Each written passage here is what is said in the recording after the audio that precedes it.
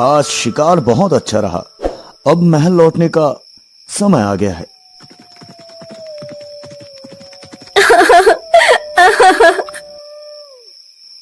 ये आवाज कहां से आ रही है? चलो देखते हैं।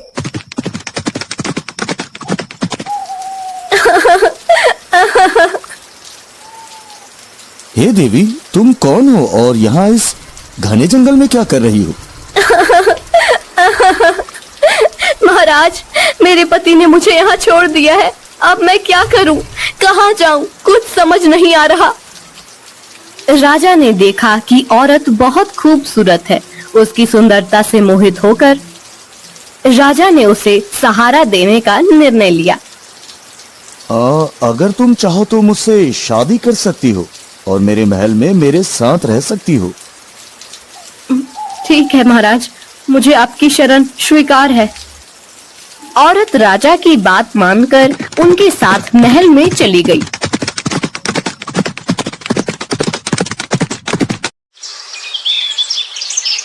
दोनों ने शादी कर ली।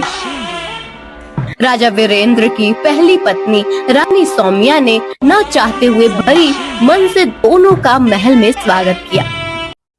रानी सौम्या के 2 पुत्र थे, राजकुमार आदित्य और राजकुमार धीरेन। वो दोनों बड़े ही चंचल थे, परंतु छोटी रानी सुष्मिता के महल में आने के बाद से दोनों चुप से रहने लगे। हमें कुछ ठीक नहीं लग रहा। कुछ दिनों से राजकुमार आदित्य और राजकुमार धीरेन कुछ चुप से रहने लगे हैं। अरे बड़ी महारानी, आप व्यर्थ में चिंतित हो रही हैं। राजकुमार ठीक हो जाएंगे। हम वैद्यराज जी को अभी संदेश भिजवाते हैं। जी महाराज, आप कह रहे हैं तो हम मान लेते हैं। राजवैद्य दोनों राजकुमारों का इलाज शुरू करते हैं, पर दोनों की प्रकृति में कोई सुधार नहीं होता। ऐसे ही दिन बीतते जा रहे थे। कुछ दिनों बाद राजा भी बीमार पड़ने लगे। दिन पर दिन उनकी तबीयत बिगड़ती जा रही थी।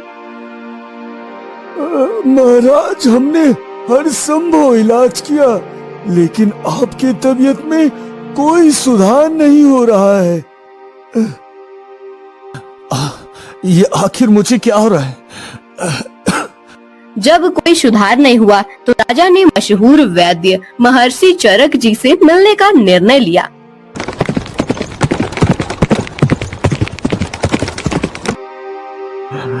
महर्षि जी, मैं बहुत बीमार हूँ। जब से मैंने नई शादी की है, तब से मेरी तबीयत बिगड़ती जा रही है। महाराज, क्या आप बता सकते हैं कि वो औरत आपको कहाँ मिली थी?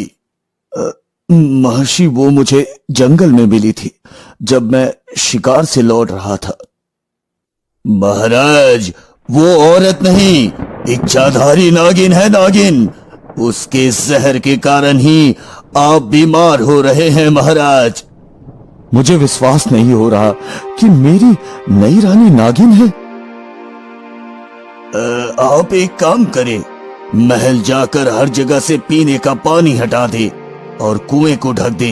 फिर आधी रात को उसे कहें कि आपको बहुत प्यास लगी है और पानी चाहिए। देखना वो पानी कहां से लाती है। राजा ने वैद्य महर्षि चरक जी की सलाह मानी और महल में सभी पानी के बर्तन खाली करवा दिए और कुएं को ढकवा दिया।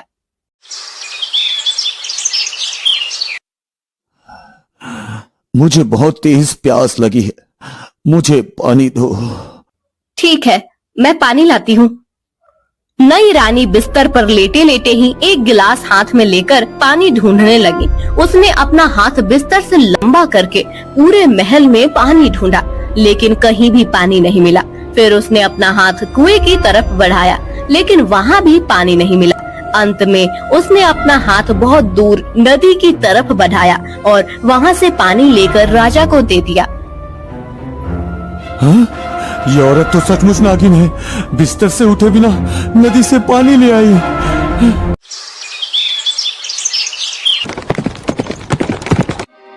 महर्षि जी, मुझे यकीन हो गया है कि वो औरत नहीं, नागिन है। मुझे उससे बचाइए महर्षि जी, मुझे उससे बचाइए। महाराज, आज आप अपनी पहली पत्नी रानी सौम्या से कहे कि चलो समुद्र देखने चलते हैं। जब आप ऐसा कहेंगे तो नई रानी भी साथ चलने का जिद करेगी, फिर आप उसे भी साथ लीजिए। आगे का काम मैं देख लूंगा। राजा ने महर्षि चरक जी की बात मानी और महल लौटकर अपनी पहली रानी सौम्या से कहा, रानी सौम्या, चलो समुद्र देखने चलते हैं। मुझे भी समुद्र देखना है। हाँ ठीक है भाई, तुम भी चलो। अगले दिन सब समुद्र के पास पहुँचे। महर्षि चरक जी भी साथ में आए। सब लोग नाव में सवार होकर समुद्र में घूमने लगे।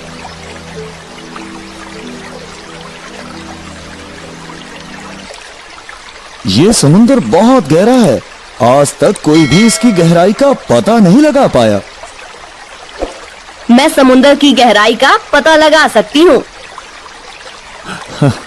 अरे, जब बड़े बड़े तैराक और नाविक आज तक इसकी गहराई का पता नहीं लगा पाए, तो तुम कैसे लगा सकती हो? ठीक है, मैं समुद्र में